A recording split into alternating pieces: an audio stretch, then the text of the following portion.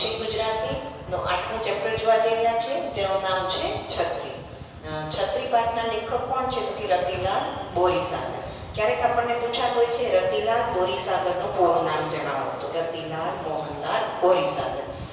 છત્રી પાઠનો સાહિત્ય પ્રકાર હાસ્ય નિબંધ છે. આપણે જાણીએ છીએ બેટા નિબંધના ઘણા બધા પ્રકાર છે. હાસ્ય નિબંધ, પ્રવાસ નિબંધ, ચિંતનાત્મક નિબંધ, લલિત નિબંધ. એમાંથી આપણો ફેવરિટ નિબંધ કયો હોય છે મોટા ભાગે? તો કે હાસ્ય નિબંધ છે. આ આપણને ખૂબ ગમતો હોય છે. અને શેમાંથી લેવામાં આવ્યો છે? ઓમ હાસ્યમ નામની મૂળ કૃતિમાંથી લેવામાં આવ્યો છે. બેટા આપણી માટે છે બહુ સારી વસ્તુ એ છે કે આ રતિલાલ બોરીસાગર છે એ હજુ હયાત છે અને આપણને એનો પાઠ છે, એની કૃતિ છે એ માણવા મળે છે, ભણવા મળે છે. નહીંતર મોટા ભાગે બેટા આપણે નરસિંહ મહેતાના બધા પ્રભાતિયાઓ છે જોઈએ છીએ, પ્રેમાનંદના જોઈએ છીએ, મીરાબાઈના. તો એ કવિત્રી બહુ સારા, કવિઓ બહુ સારા, પણ આપણે જાણીએ છીએ કે અત્યારે છે તો નહીં, આપણે એને મળી શકતા નથી, તો આપણું મૂડ ઓફ થઈ જાય છે. સમજ પડે છે? જ્યારે આ એક એવા સાહિત્યકાર છે એનો પાઠ આપણે ભણવા જઈ રહ્યા છીએ કે જે છે હયાત છે, આપણે એને મળવું હોય તો મળી શકીએ એમ છીએ. શબ્દ જ્યોતિ નામના કાર્યક્રમમાં એમનો બેટા 82મો બર્થડે હતો ત્યારે રતિલાલ બોરીસાગર છે એ આવ્યા હતા અને પોતાના જીવનના કેટલાક પ્રસંગો બહુ સરસ માર્મિક હાસ્ય સાથે છે એ રજૂ કર્યા હતા. તો ઓમ હાસ્યમ છે એનો બહુ જ અગત્યનો એવો એક હાસ્ય નિબંધ છે. એને કુલ કેટલા બેટા 12 હાસ્ય લેખો આપ્યા છે. કેટલા હાસ્ય લેખો આપ્યા છે? 12 હાસ્ય લેખો આપ્યા છે. એનો જન્મ ક્યાં થયો છે? તો કે છે સૌરાષ્ટ્રના સાવરકુંડલા ગામમાં એમનો જન્મ થયો છે. અને એમાં રતિલાલ મોહનલાલ બોરીસાગરનો પાઠ આપણે ભણવા જઈએ છીએ. આપણે જાણીએ છીએ બેટા કે જ્યારે હાસ્ય નિબંધ હોય, પ્રવાસ નિબંધ હોય, ચિંતનાત્મક નિબંધ હોય, લલિત નિબંધ હોય, ત્યારે આપણું મુખ્ય પાત્ર કોણ હોય છે? લેખક. એ જ આપણું મુખ્ય પાત્ર હોય છે. તો આ પાઠમાં બી બેટા આપણને મુખ્ય અગત્યનું સૌથી પાત્ર કયું છે? તો કે રતિલાલ બોરીસાગર આપણા લેખક છે. હવે હાસ્ય નિબંધ એ શબ્દ છે આપણા કાને પડે અને આપણને જ્યોતિન્દ્ર દવે યાદ ન આવે એવું ન બને. વળી બકુલ ત્રિપાઠી છે એ યાદ ન આવે એવું ન બને. વિનોદ જોશી છે, વિનોદ ભટ્ટ છે એ યાદ ન આવે એવું ન બને. તો આ જે પ્રથમ હરોળના હાસ્ય લેખકો છે અને એના પછી કોનો નંબર આવે છે બેટા? આપણા રતિલાલ બોરીસાગર. રતિલાલ બોરીસાગર છે એને 82માં જન્મદિવસ નિમિત્તે છે બહુ સરસ મજાની વાતો કરી હતી. શું? તો કે છે મેં લખતો હતો પણ જ્યારે હું લખેલું દેખાડું ત્યારે એવી કંઈક ને કંઈક ટિપ્પણી થતી હતી. હવે આવું શું? આ વિષય વસ્તુ તો એકદમ ચવાઈ ગયેલું છે. કેટલી વખત ફરી પાછા લખીને દેખાડવા માટે જે ફરી પાછા કે હવે કંઈક નવું લખવાનું.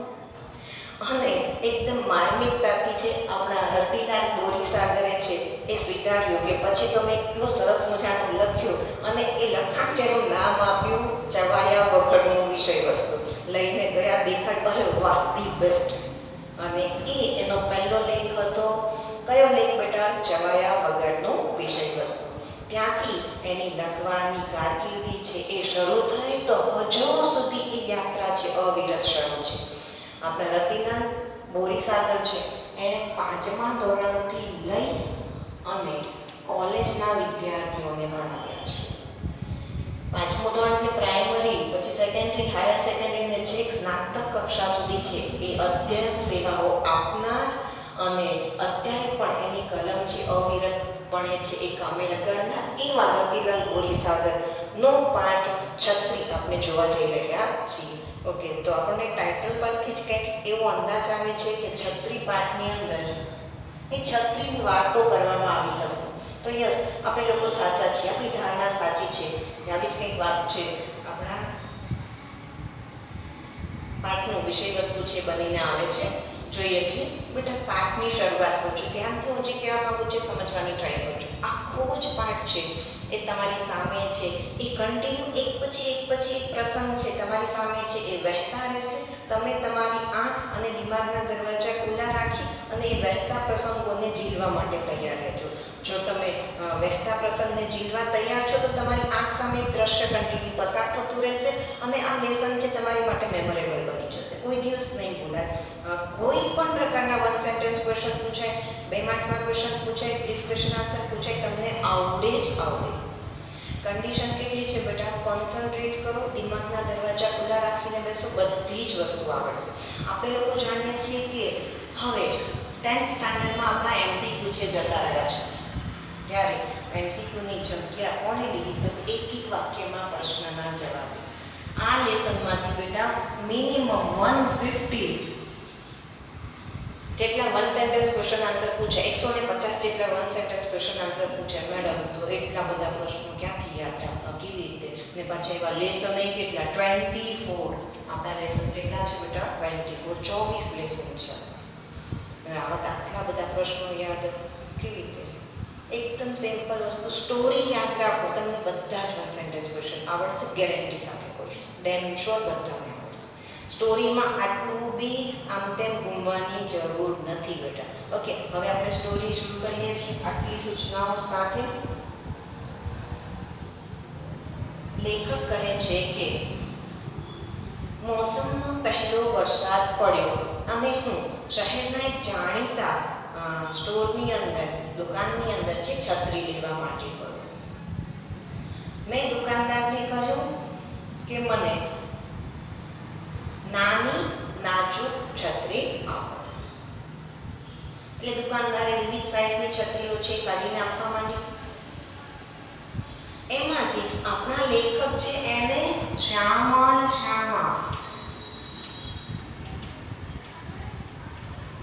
છત્રી ગમે.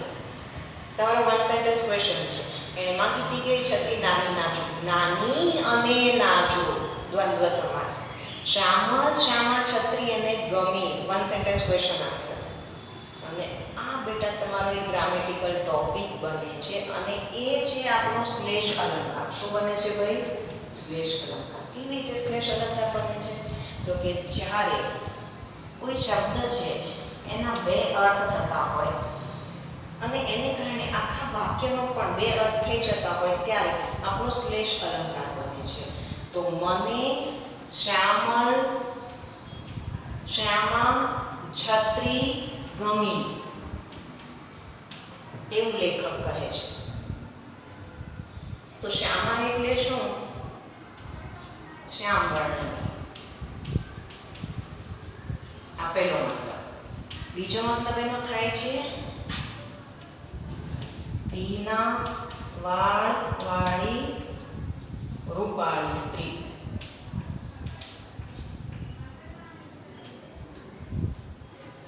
તો આખા વાક્યના શું મતલબ બને? તો કે મને શ્યામ વર્ણની છત્રી ગમી, એક મતલબ થયો. બીજો મતલબ બેટા થાય છે મને ભીના વાળ વાળી રૂપાળી સ્ત્રી ગમી.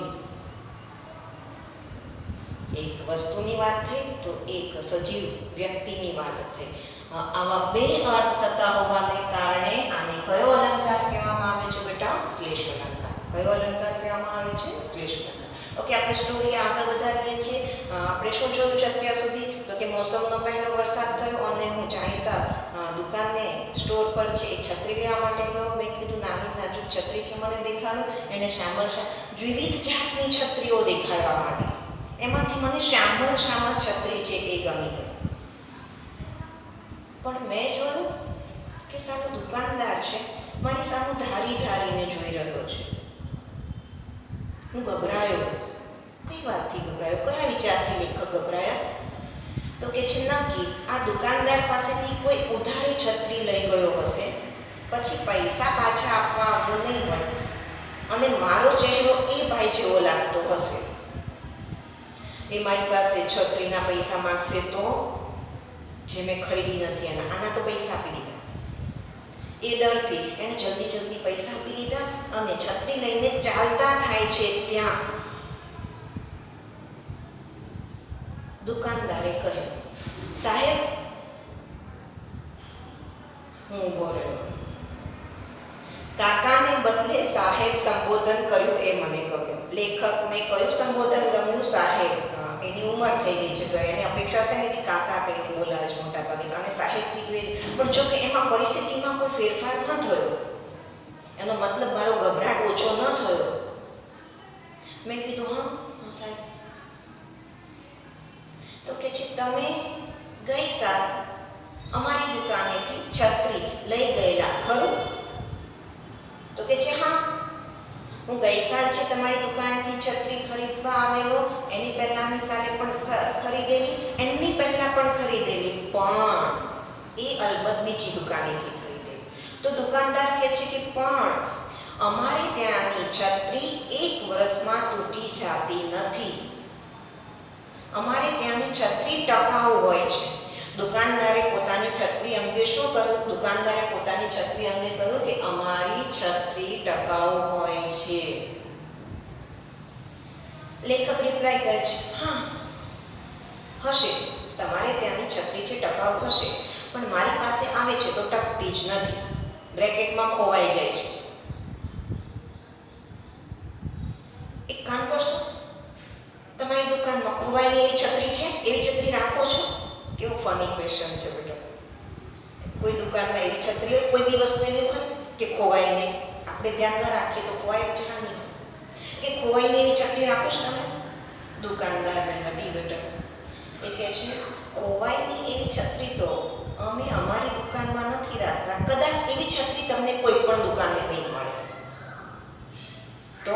તો કે એવી છત્રી શોધવાના ફાંફા મારવાનું બંધ કરી અને છત્રી ખોવાય નહીં એવા પ્રયત્નો જાતે કરો, એનો ઉપાય જાતે શોધી લો. આવી સલાહ કોણે આપી? દુકાનદારે લેખકને આપી. દુકાનદારે લેખકને શી સલાહ આપી? તો કે છત્રી ખોવાય ન જાય એ માટેના ઉપાય જાતે શોધી લો.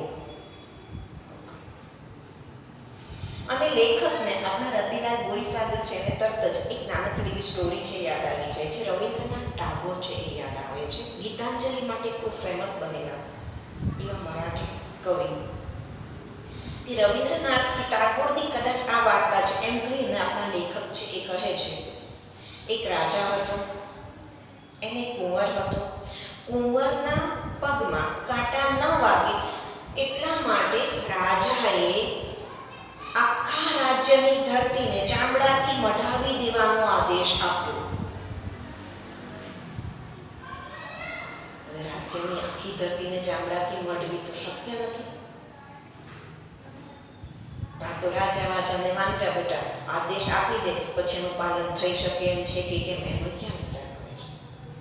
એણે આવો આદેશ તો આપ્યો, પણ એક માણસે આવી અને એ રાજાના કુંવર માટે બોર તૈયાર કરી આપે. સરસ મજાના નાના નાના છે એ શીખી આપે.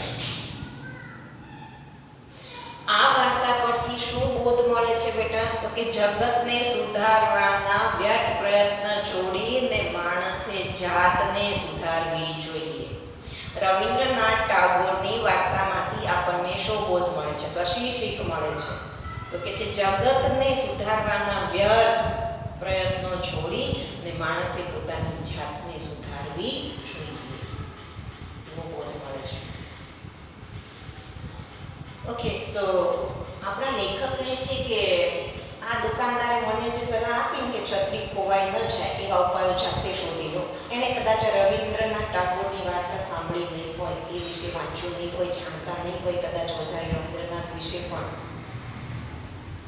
છતાંય એવી સલાહ એને મને આપી. અને આવી તો ઘણી સલાહો છે એ મને મળી છે. એમાંથી નીચેની છતાં પણ મારી અંદર કોઈ ખાસ ફેરફાર ન થયો. કેમ? તો કે છે કોઈ વસ્તુ એ છત્રી મારી પાસે આવે છે ને એટલી ચંચળ બની જાય છે. લેખક પાસે છત્રી આવે છે તો કેવી બની જાય? ચંચળ બની જાય છે. મારી પાસે ટકતી જ નથી, બ્રેકેટમાં ખોવાઈ જાય છે. હાસ્ય, મરમાળું હાસ્ય આવે છે, ચંચળ બની જાય છે. સજીવારોપ પણ અલંકાર છે બેટા. છત્રી છે નિર્જીવ વસ્તુ, નિર્જીવ વસ્તુને સજીવ જેવું વર્ણન કરતા દેખાડે એને કયો અલંકાર કહીશું? સજીવારોપણ. એ કહે છે છત્રી મારી પાસે આવે છે, ચંચળ બની જાય, ટકતી જ નથી એટલે ખોવાઈ જાય છે. વળી એણે કેટલી વખત વિક્રમો નોંધાવ્યા. શેના વિક્રમો નોંધાવ્યા? જરા જોજો દરેક સ્લાઇડ. આ દુકાન છે, જસ્ટ લેખક છે છત્રી લઈ અને પોતાના ઘરે આવે એ પહેલા છત્રી ખોઈ નાખી રસ્તા. મીન્સ લેખકે છત્રી ખોઈ નાખવાના વિક્રમો નોંધાવ્યા છે. કેટલી એવા તો છત્રી ન ખોવાય એ માટે મારા મિત્રો સંબંધીઓ તરફથી મને ઘણી બધી સલાહો મળી છે.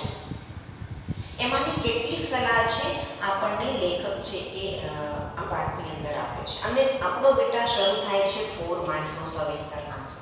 શું શરૂ થાય છે? 4 માર્ક્સનો સવિસ્તર આન્સર.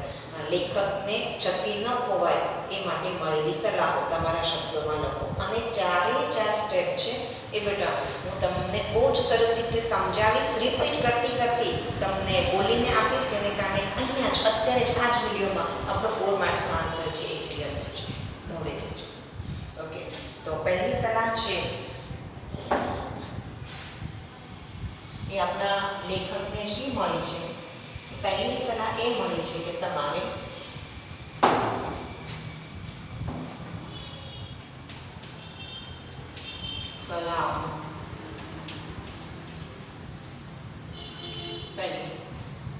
તમારે માળાની જેમ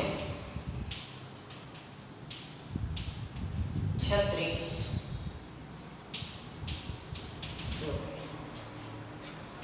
જેવી રીતે આપણે ડોકમાં માળા પહેરીએ છીએ એમ એક લાંબો દોરો બાંધવાનો, એ દોરો લાંબો રાખવાનો, એમાં છત્રી છે એ બાંધી દેવાની. એ દોરો વધારે માળા છે લાંબી રાખવાની, જેથી છત્રી સરસ રીતે ખુલી શકે. વળી વરસાદથી ભીંજાયેલી છત્રી છે એનાથી શર્ટ છે ભીનું ન થાય એ માટે છત્રી છે એની ઉપર ઓછાળી ટાળી દેવું. આ પહેલી સલાહ આપણને મળી. લેખકને છત્રી ખોવાઈ ન જાય એ માટે પહેલી કઈ સલાહ મળી? તો કે તમારે ડોકમાં માળાની જેમ એક દોરો છે એ વીંટાળી રાખો, એની સાથે છત્રી છે એ બાંધી દેવી. દોરો છે માળા છે જરા મોટી રાખવાની, જેથી છત્રી સરસ રીતે ખુલી શકે. અને વરસાદથી ભીની છત્રી થશે અને પછી માળાની જેમ અહીંયા લટકશે છત્રી તો શર્ટ ભીનું થાય. તો ભીનું ન થાય એટલા માટે એના ઉપર ઓછાળી ટાળી દેવું. આ પહેલી સલાહ મળી.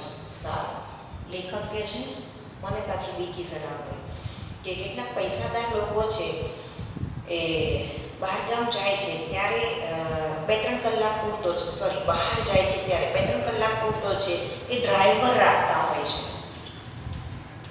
એમ તમારે પણ છત્રી સાચવવા માટે એક પગારદાર માણસ રાખો. તમારી છત્રી સાચવી તમારી પાછળ ચાલે એટલે તમારી છત્રી ખોવાશે નહીં. કેટલી સલાહ મળી બેટા? 2 સલાહ. પહેલી સલાહ કઈ છે? તમારે માળાની જેમ ડોકમાં એક દોરી બાંધી રાખવી, દોરી મોટી રાખવાની, એની સાથે છત્રી બાંધી દેવાની. છત્રી ખુલી શકે માળા મોટી રાખવાની છે, એની ઉપર ઓછાળી ટાળી દેવાનો. કેમ? તો કે ભીની છત્રી છે, શર્ટ ના બગડે.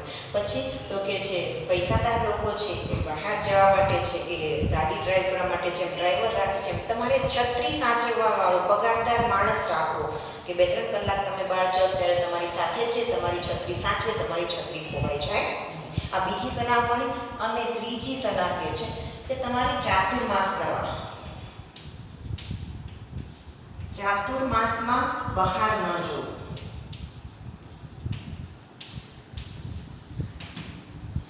જો ચાતુર્માસમાં એ બહાર જશે નહીં, પછી તો કે એકટાણા કરવા. એકટાણા કરવાના, પ્રભુ ભજન કરવાનું.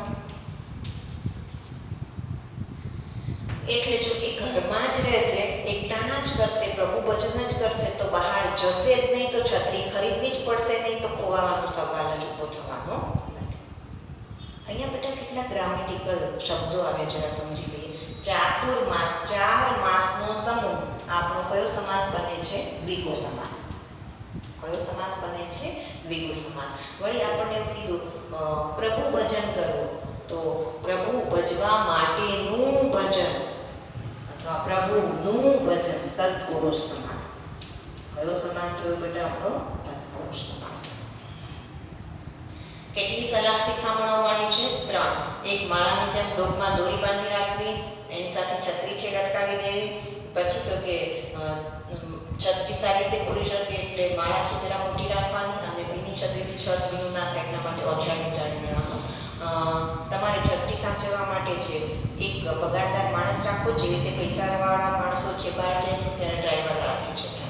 પછી તો કે તમારે ચાતુર્માસમાં બહાર જ ન જવું, એકટાણા કરવા, પ્રભુ ભજન કરવું. બહાર જશો જ નહીં તો છત્રીની જરૂર પડશે જ નહીં, ખરીદવી જ નહીં પડે, ખોવાશે જ. આ સલાહ મળી. અને ચોથી સલાહ લેખકને ગમી છે કે તમારે છત્રી પર નામ સરનામું લખી રાખવા.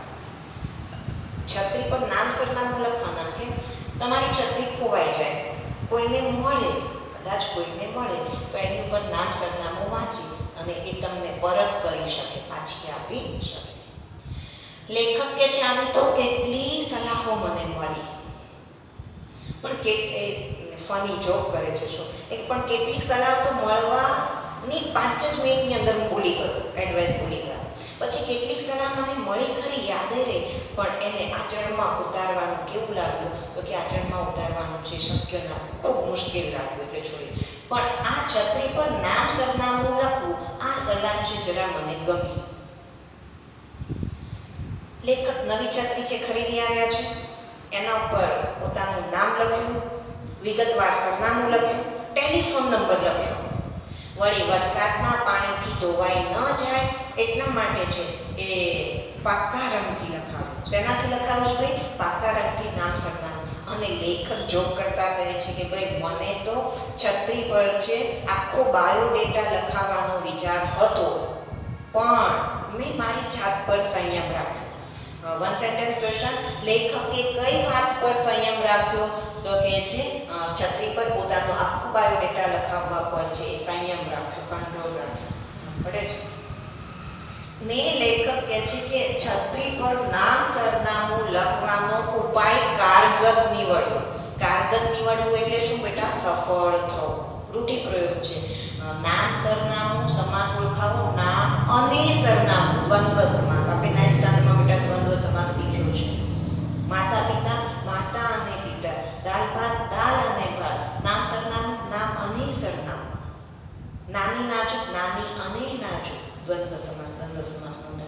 છત્રી પર નામ સરનામું છે લખ્યું, એ ઉપાય કારગત નીવડ્યો એવું લેખક શા માટે કહે છે જરા સાંભળો. મેં છત્રી ખરીદી, એના 20મા દિવસે મને એક પત્ર મળ્યો. મારા ઘરે એક પત્ર આવ્યો.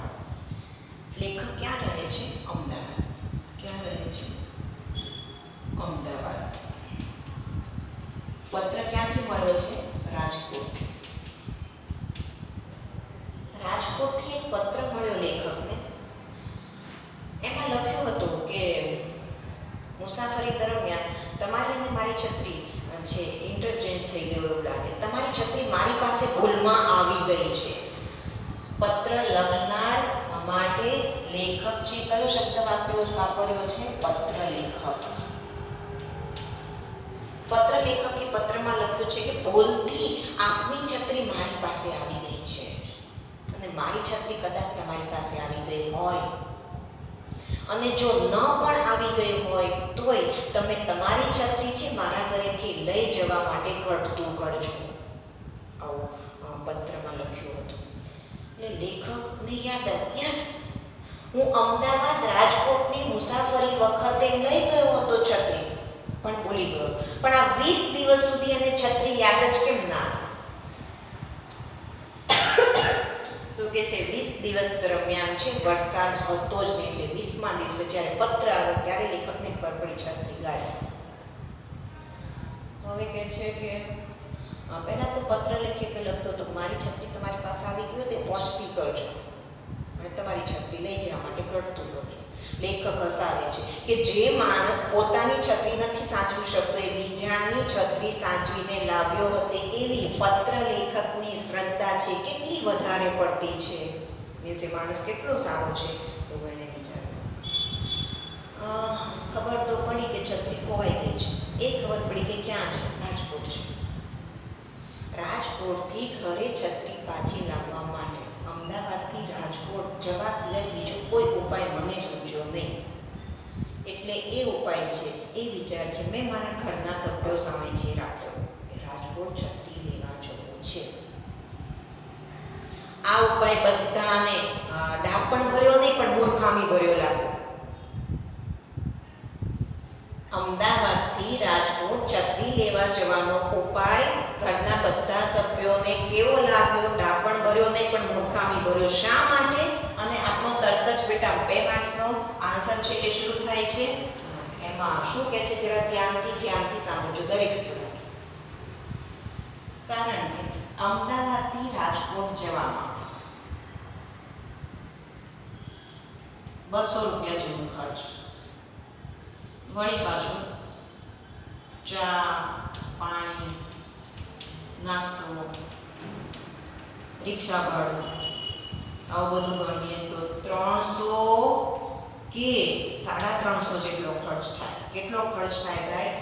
આ બસ ભાડું છે, પછી ચા પાણી અને નાસ્તો દ્વંદ્વ સમાસ, રિક્ષા ભાડું આવું કરતા કુલ ખર્ચ કેટલો થાય? 300 કે 350 જેટલો.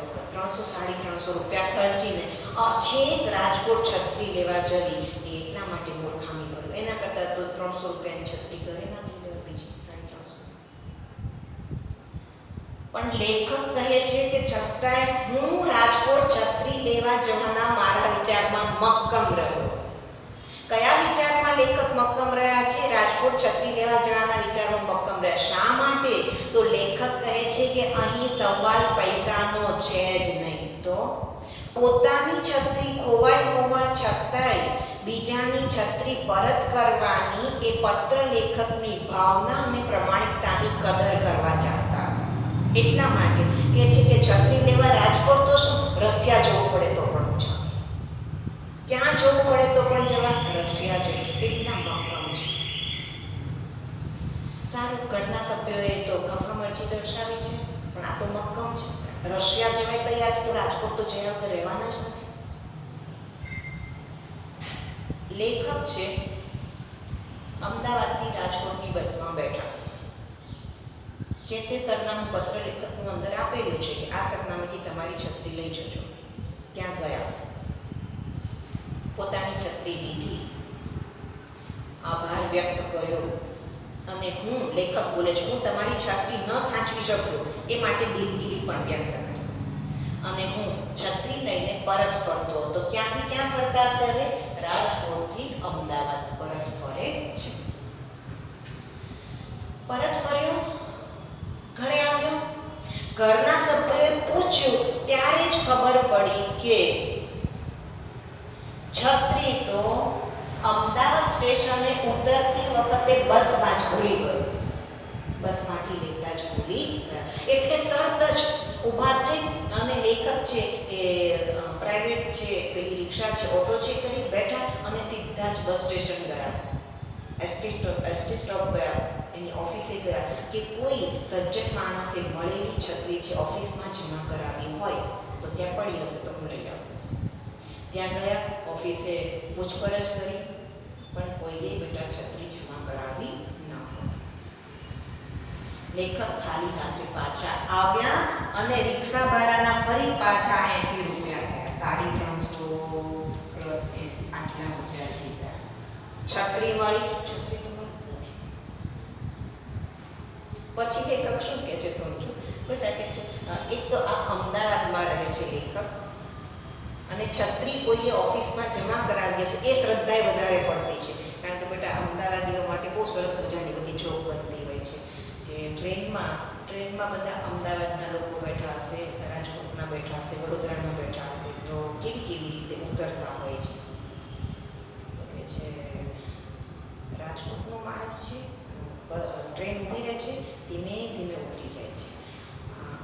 પેલો બરોડાનો માણસ હશે, ટ્રેન ઊભી રહેશે, થોડી વાર થશે, બિલકુલ ધક્કાધક્કી કર્યા વગર આરામથી ઉતરશે. જ્યારે અમદાવાદનો માણસ ટ્રેન ઊભી રહેશે, પોતાનો સામાન યાદ કરીને લેશે, પછી પાછું આમ ઉપર બધે જોશે, કોઈનું કાર્ય બાકી રહ્યું હશે તો એ સેવાય પાછું કરતો જશે. ખબર પડે છે? તો મતલબ કોઈ વસ્તુ ભૂલી ગયો છે, સામાન ભૂલી ગયો હશે, પછી એ બીજાનો સામાન એ ઘરે ચુરાવીને લઈ જશે. આવા જ અમદાવાદીઓ હોય બેટા. આ તો જોક છે, તમને કહું છું જસ. તો છત્રી ક્યાંથી કોઈ જમા કરાવે?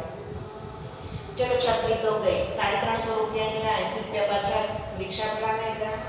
લેખક એક હાઈટ તો ક્યારે થાય છે? લેખક બેટા બીજા દિવસે એ જાણીતા સ્ટોરમાં છત્રી લેવા માટે ગયા. દુકાનદારે હાસ્ય કર્યું, લેખક કે છે મેં પણ સામું હાસ્ય કર્યું.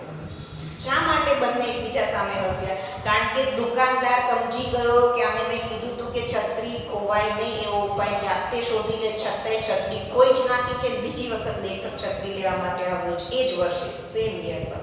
એટલા માટે એને પણ હાસ્ય કર્યું. ત્યાં કટાક્ષ મનવાળું હાસ્ય છે.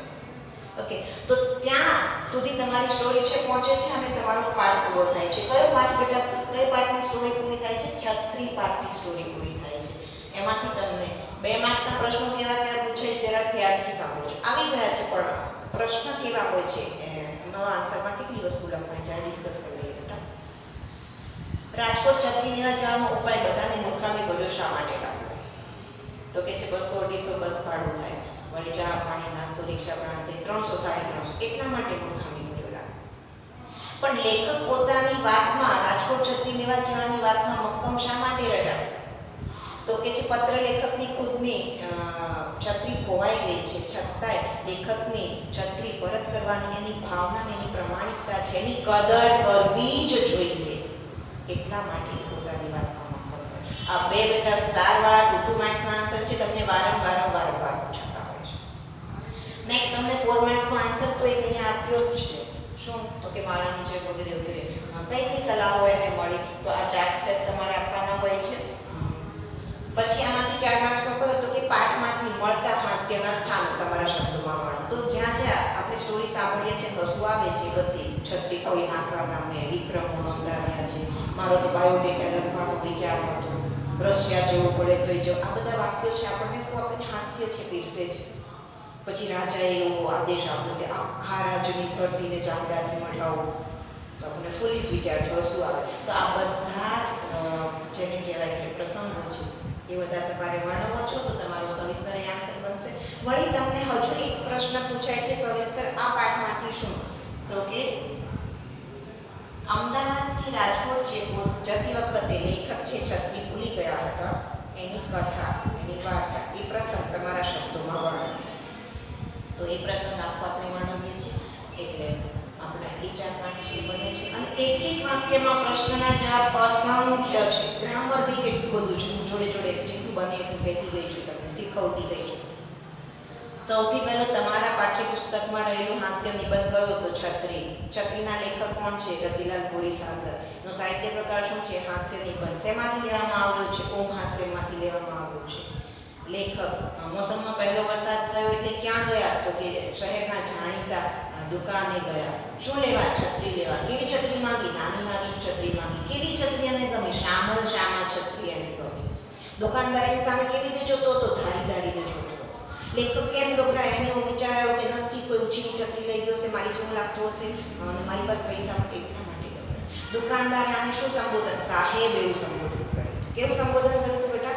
સાહેબ એવું સંબોધન. પછી દુકાનદારે પોતાની છત્રી વિશે શું કહ્યું? પોતાની દુકાનની છત્રી વિશે એવું કહ્યું કે અમારે ત્યાંની છત્રી ટકાઉ હોય છે, 1 વર્ષમાં તૂટી જતી નથી. નેક્સ્ટ વન, રવિન્દ્રનાથ ટાગોરની વાર્તામાંથી આપણને શું બોધ મળે છે? તો કે જગતને સુધારવાના અવ્યર્થ પ્રયત્નો છોડીને માણસે પોતાની જાતને સુધારી લેવી જોઈએ, એના પ્રયત્નો કરવા જોઈએ. રાજાએ પોતાના કુંવરના પગમાં કાંટો ન વાગે એ માટે શું આદેશ આપ્યો હતો? તો કે રાજની ધરતીને, આખી રાજની ધરતીને ચામડાથી મળે. કોઈ સમજુ માણસે શું બનાવી આપ્યું? તો કે કુંવર માટે ચામડાના બૂટ તૈયાર કરી આપ્યા. પછી લેખકે કયા વિક્રમો નોંધાવ્યા? તો કે દુકાનેથી ઘરે છત્રી લાવતા પહેલા કોઈ નાખવાના વિક્રમો નોંધાવ્યા છે. કેટલી સલાહ મળી છે? 4 સલાહ મળી છે. ચાતુર્માસમાં શું કરવાનું કહ્યું? તો કે ઘરે જ રહેવાનું. પછી એકટાણા કરવાનું, ભજન ભક્તિ. અને અહીંયા છે બેટા માળાની જેમ છત્રી ડોકે બાંધી રાખો. આ જેમ ઉપમા અલંકાર છે. જેવો, જેવી, જેવું, જેમ, સમાન, સદ્રશ, પ્રમાણે, પેઠે, માફક, સામશી ઉપમા અલંકાર છે.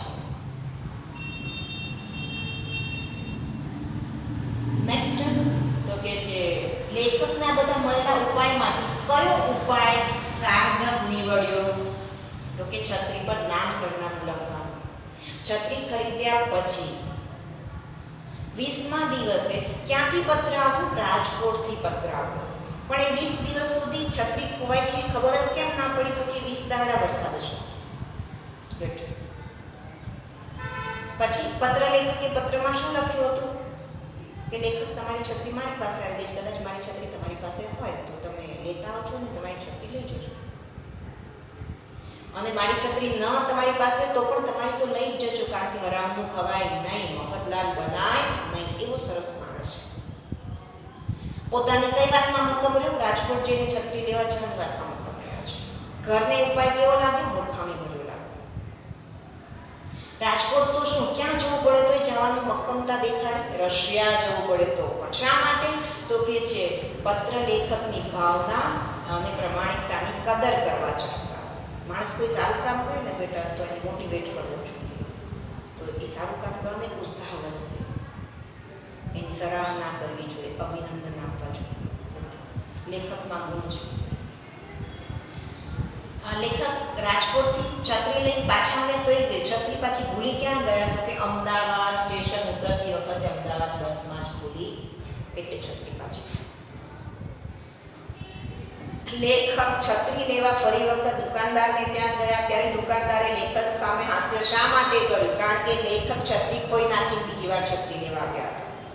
પાઠ શેમાંથી લેવામાં આવ્યો છે? ઓમ હાસ્યમાંથી. અહીંયા બેટા તમારો પાઠ છે ગ્રામર, એક વાક્યમાં પ્રશ્નના જવાબ, 2-3 વાક્યમાં પ્રશ્નના જવાબ અને સવિસ્તર પ્રશ્નની ચર્ચા સાથે પૂરો થાય છે.